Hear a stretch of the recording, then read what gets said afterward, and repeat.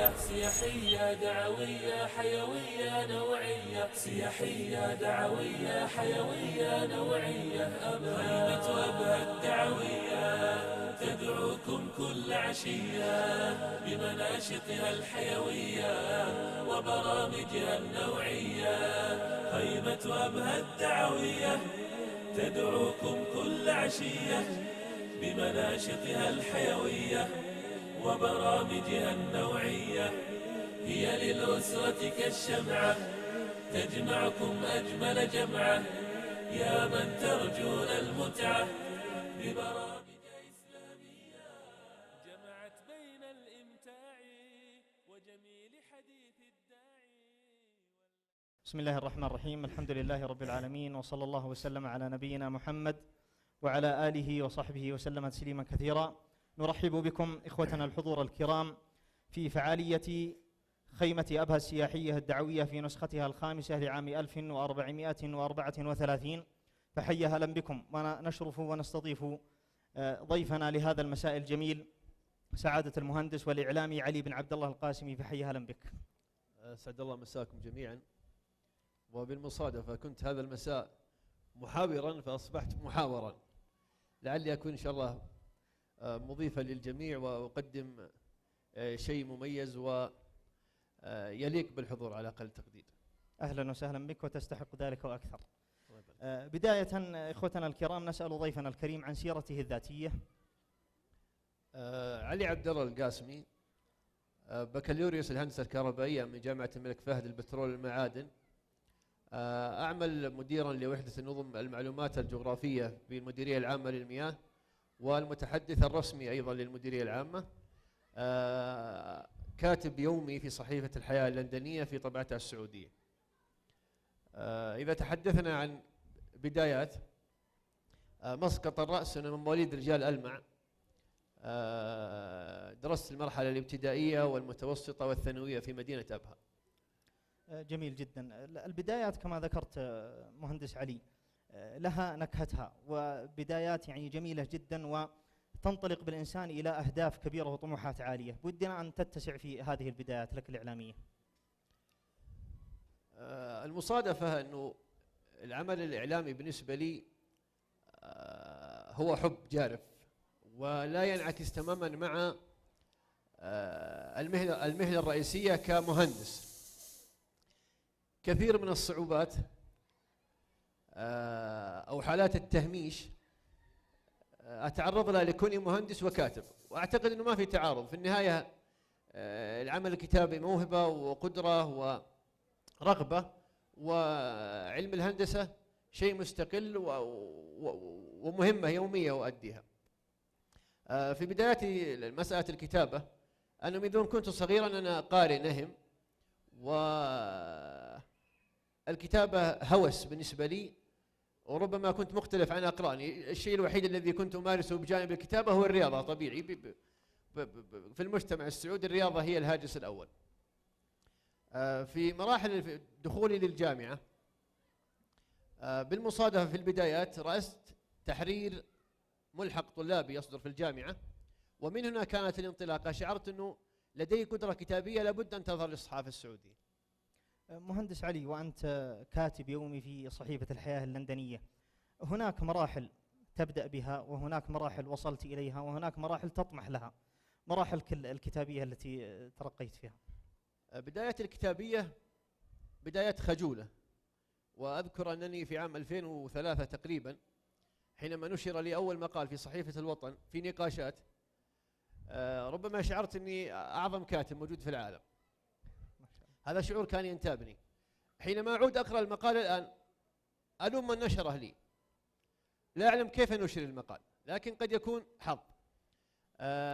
من 2003 ل 2006 كنت أكتب بشكل متقطع في صحيفة الوطن في نقاشات، ربما لم أجد الفرصة للكتابة بشكل رسمي، أو بمعنى آخر لم يكن هناك عمود فقري يدعمني من الخلف للحضور كتابيا.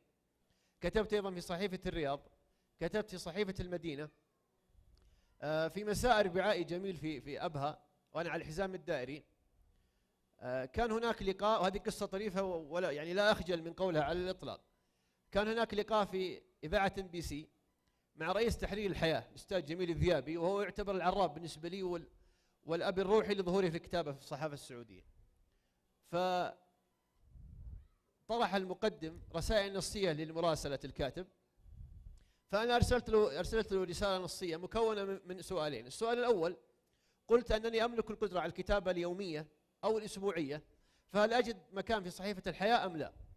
السؤال الثاني، قلت له أنه يقال أن الكتابة في الصحافة تحتاج إلى عمود فقري يدعمك من الخلف، هل هذا الكلام صحيح أم لا؟ تقريبا 10 دقائق وكان سؤالي موجود على الطاولة. ضحك من السؤالين وقال إذا كان هذا الشاب يملك القدرة على الكتابة فليراسلني فورا. ومن جهة العمود الفقري وكون هناك دعم من الخلف لم ينكر هذا الشيء، وقال نعم أن الكتابة في الصحافة السعودية تحتاج جزئيا إلى من يدفعك من الخلف.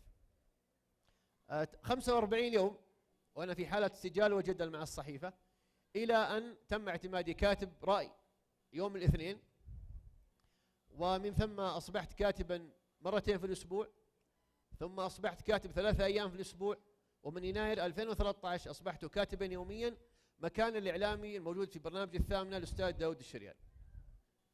جميلة تلك المراحل التي قدمت لنا هذا الإعلامي المتميز الإعلامي علي بن عبد الله القاسمي. حتى نضفي شيئا من المرح على هذا اللقاء الممتع والجميل، نقف وإياكم مع فاصل بسيط إعلاني مع فرقة إيماض، فحي هلا بهم.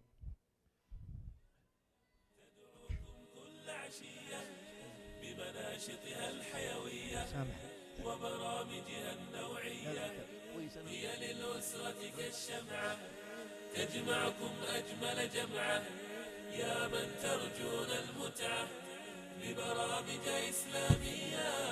منهجها نهج صافي، نهج بنات أسلافي، لا تدعو للإرجاف أو تنعق بالحرية، لا تنعق بالحرية. منهجها نهج صافي، نهج بنات أسلافي، لا تدعو للإرجاف أو تنعق بالحرية. خيمة أبها الدعوية، خيمة أبها الدعوية تدعوكم كل عشية بمناشطها الحيوية وبرامجها النوعية. خيمة أبها الدعوية تدعوكم يا لا لا لا لا لا لا لا يا لي لا لا لا لا لا يا لي لا لا لا لا لا يا لا لا لا لا لا لا لا يا لي لا لا لا لا لا يا لي لا لا لا لا لا.